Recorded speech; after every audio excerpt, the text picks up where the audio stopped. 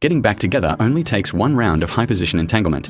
Today, I'm going to tell you a counterintuitive piece of psychology. When the other person pushes you away with a firm attitude, what you need to prepare for is entanglement. Yes, you heard that right, entanglement. But it has to be high-position entanglement. The algorithm is very accurate. Seeing this video means you two are about to get back together. Make a wish to reconcile. If you don't accept it, it won't work. A lot of people think I'm talking nonsense. Isn't it true that the more you chase, the cheaper you look? Isn't no contact recommended? Many people say the same thing. But recent observations show that a lot of people treat no contact as a universal formula.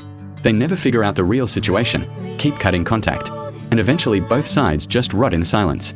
Actually, every case needs to be analyzed specifically. It depends on the situation. Today we'll first talk about how to do high-position entanglement in a dignified and effortless way. If used well, it will absolutely make the other person take the initiative to turn back. But there is one premise. You first need to figure out one thing. Are you dealing with an emotional person or a rational person? Let's start with the emotional type. If the other person is someone who is good at empathy and who once genuinely wanted to be with you, even if they are cold to you now and say harsh things like, "If you contact me again, I'll block you," that is most likely just tough talk. That's right. So, to win back an emotional person, the ones who talk tough, you need to learn how to catch their weakness. What is the biggest weakness of an emotional person? Their empathy is too strong. Simply put, as long as you can correctly release emotions toward them, they will be led by you. You don't need to shout about your feelings. You don't even need to directly say, "I want to get back together." Just chat with them simply every day, say some caring words, and occasionally mention the reflections and changes you've had during this period. They will start to waver. Use your actions to open a crack in their heart. Once that crack opens, they will start internal conflict. Do I really have to keep hurting him, her? Didn't we once truly love each other? Reason and emotion start fighting, and then they become confused. At this point, the most critical moment arrives. A lot of people make the most fatal mistake here, putting on an act. Inside, they love the other person to death. But on the surface, they pretend they don't care, acting like they can live just fine without them, thinking this wins them dignity and the upper hand. I understand this too well. It's that feeling of, I must not let them see that I care. I'll act calm and detached.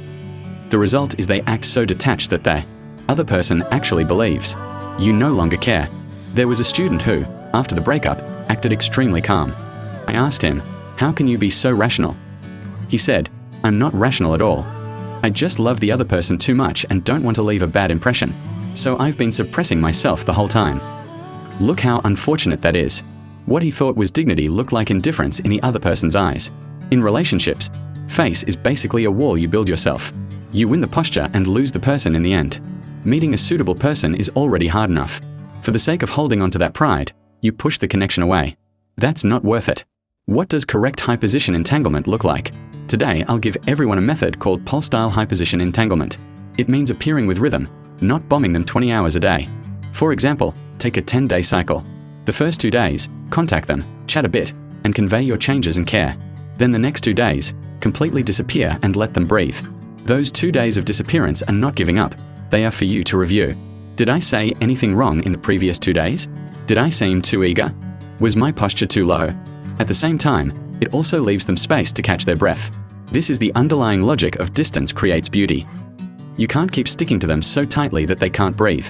Even if they like you, they will start to feel annoyed. But you also can't disappear without a word and make them think you don't care at all.